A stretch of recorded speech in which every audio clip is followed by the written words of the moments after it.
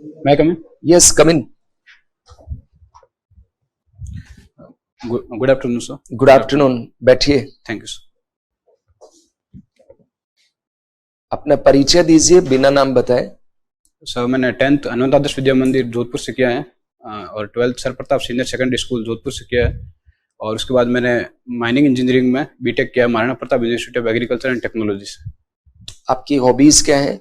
योगा करना. कब आपने बीटेक पूरा किया? 2018 में सर. माइनिंग में? Yes sir. तो क्या माइनिंग फील्ड में कोई काम कर रहे हैं आप? सर मैं माइनिंग फील्ड में 1.5 ईयर काम किया था हिंदुस्तान जिंक में as a shift engineer, CSR executive और कमर्शियल एग्जीक्यूटिव. कहाँ पे? जावर लोकेशंस पे और राजपुरा दरिबा माइंस पे. ओके, ठीक है.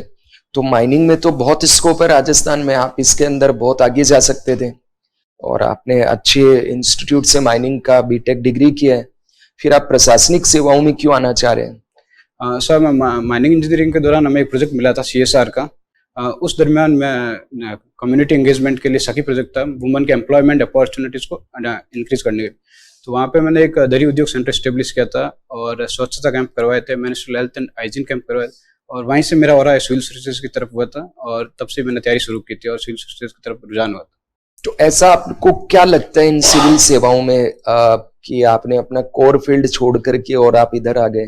सर सिविल सर्विसेज में एक बेटर प्लेटफॉर्म है सोशल सर्विसेज के लिए और एक वाइड अपॉर्चुनिटीज प्रदान करता है आपको सेवाएं प्रदान करने के लिए और दूसरा सर सोशल प्रेस्टीज भी है. ओके, ठीक है. क्या इंजीनियर की सोशल प्रेस्टीज कम होती है? जनरली सर प्रेस्टीज तो इंजीनियरिंग की होती है परंतु इंजीनियरिंग का एक पर्टिकुलर स्पेशलाइज्ड फील्ड में ही काम होता है. आम पब्लिक डीलिंग्स बहुत कम होती है. ओके. एक RS अधिकारी के क्या क्या काम होते हैं?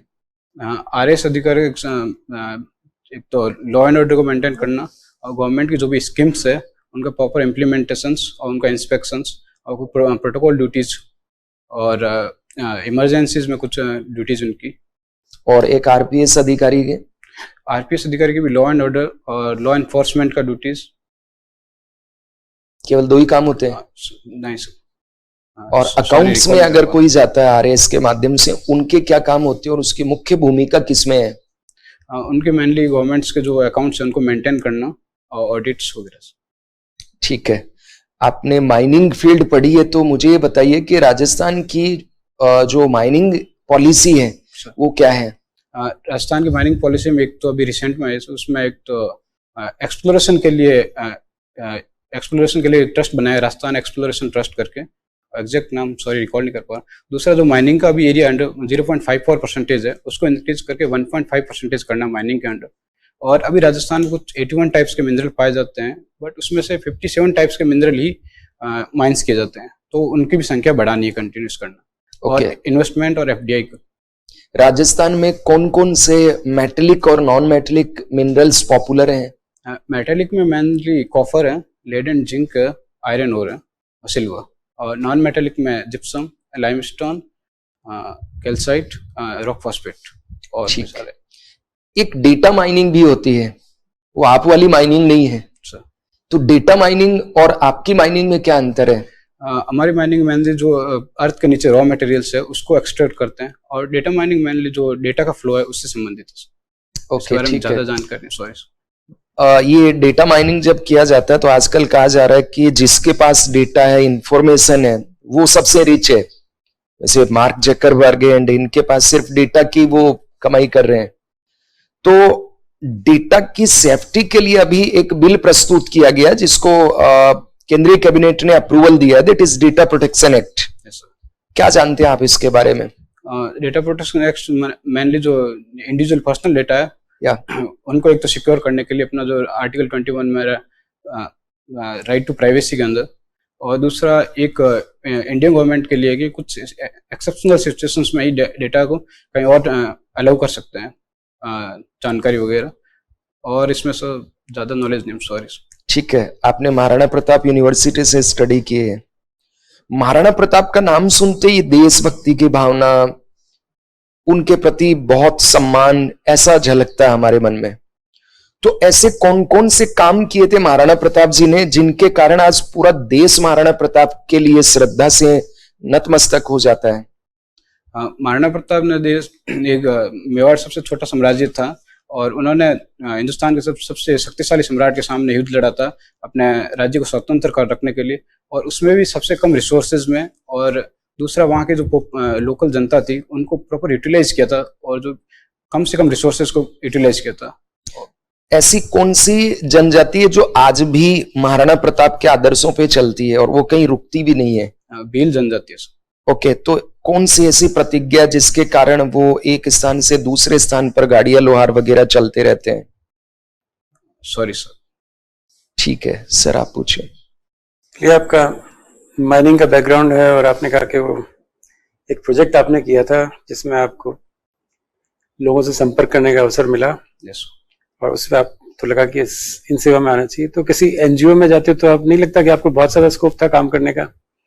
एनजीओ में सर एक लिमिटेड स्कोप था, और दूसरा सिविल सर्विस में मुझे ज्यादा वाइड प्लेटफॉर्म मिलता, और एनजीओ मेनली एक पर्टिकुलर स्पेशलाइज्ड फील्ड में काम कर सकते हैं। एनजीओ का तो फील्ड ज्यादा वाइड है, यहाँ पे तो आपको सिर्फ सरकार की जो वो है योजना है उन्हीं को लोगों तक ले जाना है, आप अपना कुछ ऐड नहीं कर सकते इसमें? सरकार भी काइंड के एनजीओ का योगदान लेता है, तो मैं भी एज ए एम्प्लॉय एनजीओ के साथ भी मिलकर काम कर सकता हूँ sir, being an government servant.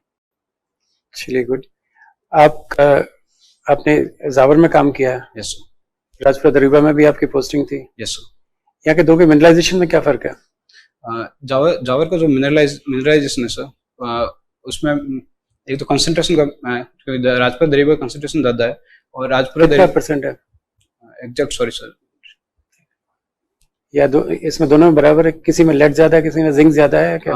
Sir जो जावर माइंस है उसमें जिंक ज्यादा है, और जो मिनरल का कंसंट्रेशन है वो बहुत कम है, तो टोटल रिकवरी मिनरल एक्सट्रैक्शन है वो बहुत ज्यादा कम है। और जो राजपुरा दरीबा का उनका मिनरल अच्छा है, पर उसमें जो रॉक है, जो रॉक थोड़ी सॉफ्ट है, और रॉक में एग्जैक्ट वर्ड रिकॉल नहीं कर पा रहा हूँ मैं, फॉल्ट और फोल्डिंग वगैरह ज्यादा है। जबकि जावर का है वो रॉक स्ट्रक्चर हार्ड है, उसकी वजह से बैक फिलिंग की कॉस्ट नहीं आती, तो फिर वहाँ पे बैक फिलिंग करना पड़ता है। कोलैप्स होने की चांस भी वहाँ पे ज्यादा है? एक गौसान वहाँ पे रिपोर्टेड है, कहीं बहुत अच्छी जगह है गौसान राजपुरा दरीबा में, क्या होता है गौसान? गौसान सॉरी सर। चलिए कोई बात नहीं। कुछ साल पहले चर्चा में आया था ये Coalgate scam, iron ore scam, तो इस सब चूंकि इसी विषय में है, कुछ आइडिया इनके बारे में? Sorry sir. चलिए आप ये बताइए कि एज एडमिनिस्ट्रेटर आपकी जो ये ट्रेनिंग हुई है ये कैसे काम में आएगी? ट्रेनिंग जो कुछ भी मुझे सीखने को मिला है वहाँ पे, लीडरशिप स्किल्स हो या फिर कम्युनिकेशन स्किल्स हो, वो मैं एक बेटर तरीके से यूज कर सकता हूँ। दूसरा, अगर मेरे को माइनिंग फील्ड में पोस्टिंग मिलेगी तो वहाँ की जो पॉलिसीज वगैरह है तो एक समझने में बेटर अंडरस्टैंडिंग होगी। आपको आइडिया कि आजकल जो है माइनिंग लीज प्रैक्टिसेस कौन सी है हमारी, क्या किस तरह से दी जाती है माइनिंग लीज? ये ब्लॉक सिस्टम क्या है? माइनिंग लीज के लिए जो मिनरल्स है पहले गवर्नमेंट उनको एक्सप्लोर करती है और उसमें डिसाइड करती है कि पर्टिकुलर ब्लॉक्स है, फिर उनको ई ऑक्शंस करके दिया जाता है। ब्लॉक्स बनाता कौन है? राजस्थान मिनरल एक्सप्लोरेशन ट्रस्ट है, वो डिसाइड करता है कि इसमें कौन सा मिनरल्स है, मिनरल्स नहीं है, उनका कंसंट्रेशन कितना है, उसके बेसिस पे।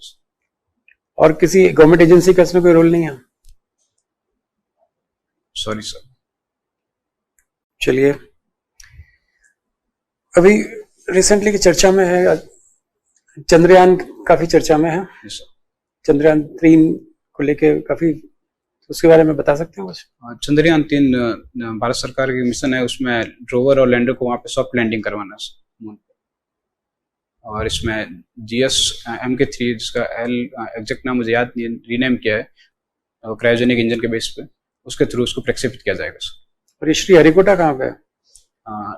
श्रीहरिकोटा सर आंध्र प्रदेश में। आंध्र प्रदेश में क्यों जाना जाता है? वहाँ उपग्रह का प्रक्षेपण किया जाता है। इसके अलावा और कहीं से भी होता है इंडिया में या एक ही जगह है? सॉरी सर एग्जैक्ट यार। चलिए, एक आखिरी सवाल मेरा, खंडेला रिसेंटली चर्चा में था किसी मिनरल को लेके। सर सीकर वाला खंडेला यूरेनियम को लेकर। यूरेनियम को लेकर कितना % है यूरेनियम उसमें? Sorry sir.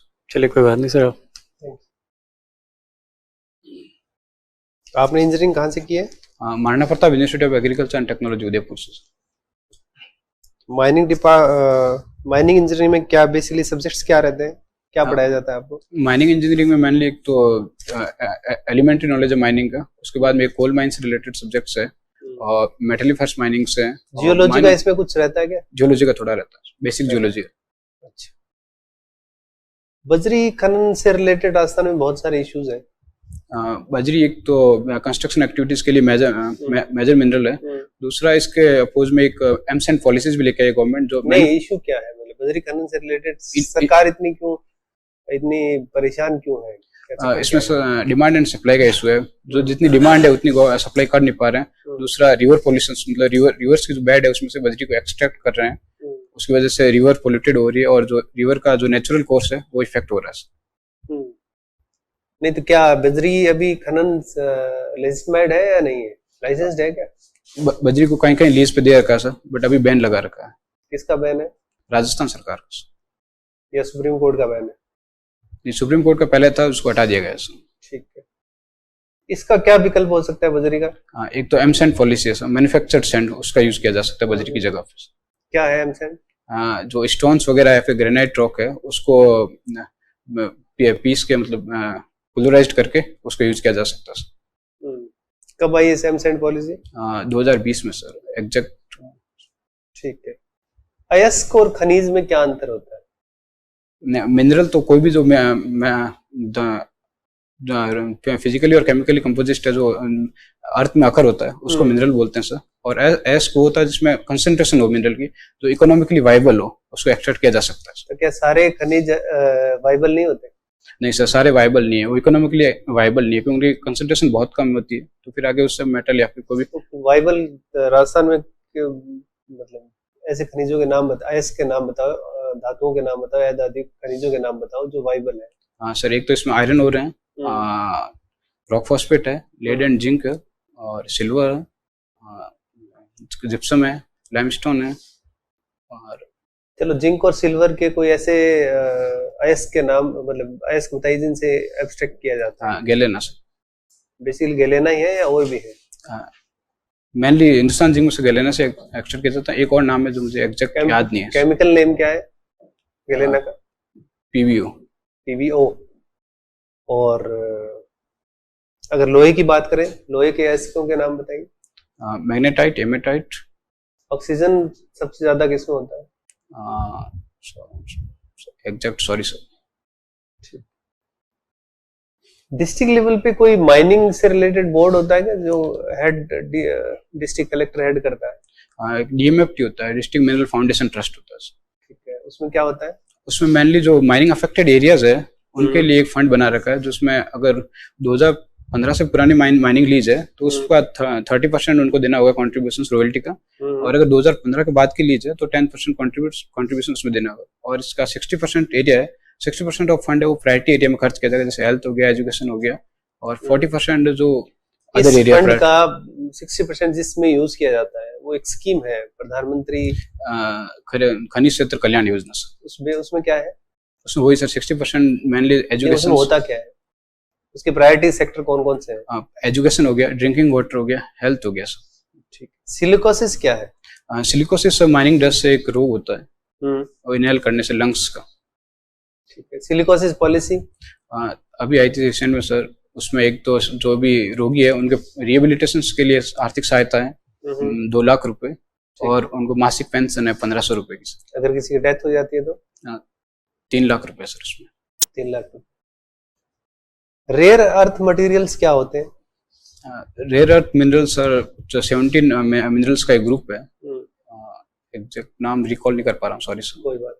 फिर आगे उसमें क्या होता है, क्या इंपॉर्टेंस क्यों उनकी? मेनली सर जो रिसेंट इनोवेटिव है, मेनली क्लीन एनर्जी हो गया, या फिर चिप हो गया। इंडिया कहाँ से एक्सपोर्ट करता है rare earth materials? Mainly rare earth तो चाइना से और यूएस से। लिथियम के बारे में बताइए। लिथियम मेनली रिसेंट टेक्नोलॉजी है, बैटरीज है जो क्लीन एनर्जी के लिए उनके लिए यूज होता है, लिथियम आयन बैटरीज। इंडिया में कहाँ मिलता है लिथियम? सॉरी सर, रिसेंट कुछ इनोवेशन से रखा कश्मीर में, तो आप धात्विक खनिजों को एब्स्ट्रैक्ट करने की टेक्निक आपने पढ़ी है क्या? सॉरी सर, आपके सिलेबस में माइनिंग की इंजीनियरिंग के सिलेबस में थी क्या? टेक्निक थी सर। कोई एक दो टेक्निक के नाम? Sorry sir, recall. तांबड़ा क्या होता है? Sorry sir. Thank you sir. Rajasthan में अवैध माइनिंग की सबसे बड़ी समस्या है। Yes sir. यदि आपको वहां का एसडीएम बना देते हैं और आपकी तहसील में है वो अवैध माइनिंग की सबसे बड़ी समस्या है, जैसे धौलपुर है, ये इससे कैसे आप जो सुलटेंगे जो आप? सबसे पहले तो सर जहाँ के जो लोकल पब्लिक्स है मैं उनको कॉन्फिडेंस में लेके उनके खिलाफ एक और पुलिस का भी है वो उनको समर्थन है, पुलिस से भी उनकी मिली भगत है, आपको पता है ये, तो उसको कैसे आप जो ट्रीट करेंगे आप? सर पुलिस में सारे लोग मिले भी नहीं होंगे, कुछ लोग अच्छे भी होंगे। मैं उनका सहयोग लेके एक तो प्रॉपर लॉ एनफोर्समेंट, दूसरा एक सर उनके लिए फेंसिंग या फिर खाई खुदवा सकते हैं, और कुछ अगर ऐसे मिनरल्स हो जिनसे एनवायरनमेंट का हार्म नहीं हो तो एक उच्च अधिकारी को रिकमेंड कर सकते हैं कि सर इसका लीज आवंटन किया जा सकता है। इस माइनिंग को लेकर ही है वो एक बहुत बड़ा आंदोलन भरतपुर साइड में हुआ था, जिसमें वो कस्बा भी कई दिनों तक बंद रहा, और काफी क्या घटना थी वो? मेनली सर जो वहाँ पे सैंडस्टोन की माइनिंग होती है, रेड सैंडस्टोन की, उसको लेकर था अवैध माइनिंग। अवैध माइनिंग। आप उदयपुर में काफी रहे, उदयपुर में डेस्टिनेशन मैरिज है वो काफी हो रही है। Yes sir. जी, उदयपुर को ही क्यों चूज किया जा रहा है वहाँ पे? सर एक तो उदयपुर का जो लेक व्यूज है, मेनली लेक व्यूज होटल्स वगैरह है, उसमें होती है डेस्टिनेशन वेडिंग्स, और दूसरा उदयपुर का जो क्लाइमेट है वो थोड़ा अच्छा है सब राजस्थान के बाकी डिस्ट्रिक्ट के कंपेरिजन में, और दूसरा अरावली का जो व्यूज है उसकी वजह से भी, और राजस्थान के जो लोकल क्यूजीन्स वगैरह है और लोकल ट्रेडिशंस है वो सर। एकलिंग जी का मंदिर, क्या जानते हैं इसके बारे में, क्या है इसके एकलिंग जी का मंदिर? इतिहास क्या कहता है इसका? बप्पा रावल ने बनाया था एकलिंग जी का मंदिर, और ये उदयपुर में स्थित है सर, और मेनली भगवान शिव और मेवाड़ के शासक एकलिंग जी के उपासक माने जाते थे। श्रीनाथ जी का भी मंदिर है वहां पे, नाथद्वारा में सर। नाथद्वारा में। ये क्यों प्रसिद्ध है? श्रीनाथ जी का मंदिर है वो। श्रीनाथ जी का सर मेनली वैष्णव संप्रदाय का मंदिर है, और भगवान श्री कृष्ण का मंदिर है, और एक औद्योगिक घराना है वो लगातार है वो वहां की विजिट करता है, श्रीमान अंबानी जी। क्या कारण है? वो उनको सॉरी सर, वहाँ एक शिव प्रतिमा भी है वो बहुत बड़ी लगाई गई है, क्या नाम है, क्या नाम रखा गया वहाँ का? सॉरी सर, अभी रिसेंट में लगा याद। यूनिफॉर्म सिविल कोड की आज बहुत भारी चर्चा है। Yes sir. आप क्या इस यूनिफॉर्म सिविल कोड के बारे में आप क्या कहना चाहेंगे? क्या पक्ष में है या नहीं लगाया जाना चाहिए, क्या है आप? सर मेरा पर्सनली मानना है कि इसको लगाया जाना चाहिए। आज़ादी के 75 साल के बाद में भी जो जेंडर डिस्क्रिमिनेशन है और जो रिलीजियस डिस्क्रिमिनेशन है वो कम होने चाहिए। इसमें मेनली जो मैरिज हो गया, एडॉप्शन हो गया और रिमिटेंस हो गया, इन्हीं को लेके हैं। और इसमें अब ऑलरेडी बहुत सारे प्रयास हो चुके हैं, जैसे स्पेशल मैरिज एक्ट हो गया। कौन सा समुदाय है वो इसका सबसे ज्यादा विरोध कर रहा है? मुस्लिम समुदाय सबसे ज्यादा विरोध उसका क्या कारण है? एक तो सबसे बड़ा कारण है एजुकेशन का सर, मुस्लिम समुदाय में भी ट्रिपल तलाक जैसे कुछ रिफॉर्म्स हुए हैं, और दूसरा एक गवर्नमेंट को उनको कॉन्फिडेंस में लाके सॉल्यूशन निकालना चाहिए। नहीं, उनके कारण क्या है कि ये जो केवल एक यही तो है नहीं कि अशिक्षा की वजह से वो विरोध कर रहे हैं, उनके बहुत बड़े शिक्षित लोग हैं वो विरोध कर रहे हैं।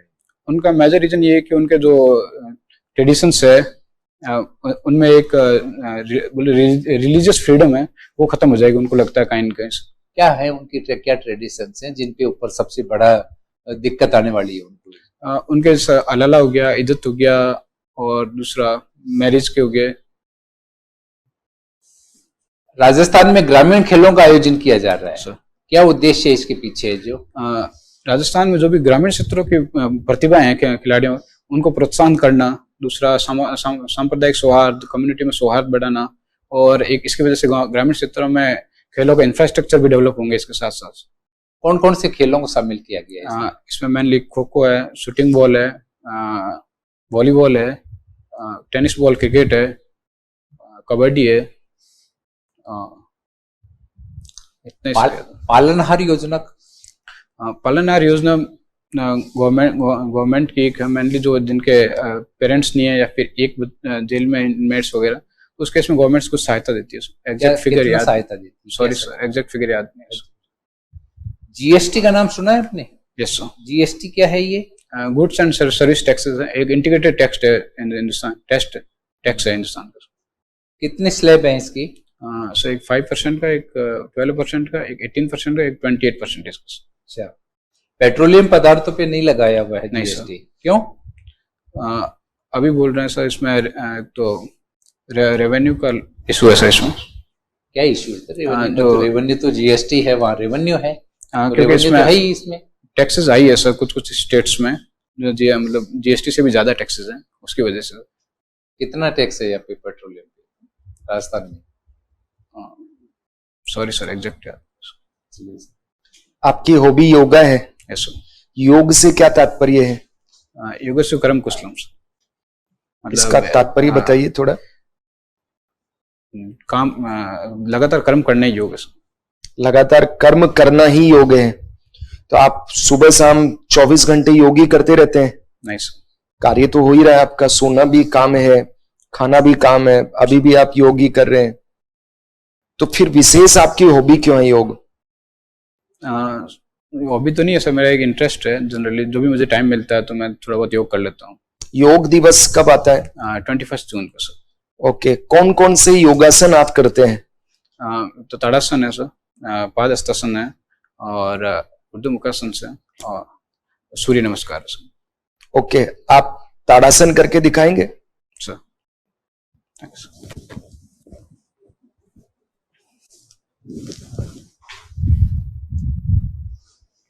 ठीक है, बैठ जाइए। Thank you sir. इस आसन से शरीर के कौन से अंगों का सबसे ज्यादा एक्सरसाइज होता है और किस लिए किया जाता है ताड़ासन? एक तो मेनली टोज का होता है सर, दूसरा एल्बोज, और दूसरा गर्दन का।